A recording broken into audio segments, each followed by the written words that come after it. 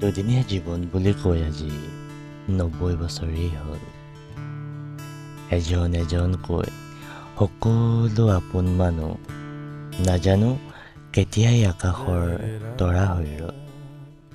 জোনাক ৰাতি জোনৰ পোহৰৰ তলত সকলোকে বিচাৰোঁ আজি।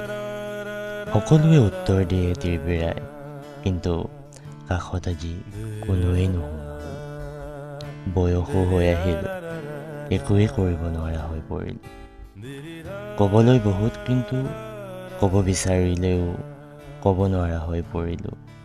কাকনো ক'ম, ক'বলৈ আজি কাষত কোনোৱেই নোহোৱা হ'ল।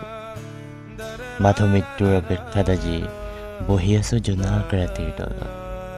ভাবিলেই আচৰিত লাগে যে আজি কেনেদৰে দিনবোৰ চকুৰ পৰশতে অতিবাহিত হৈ ৰ'ল।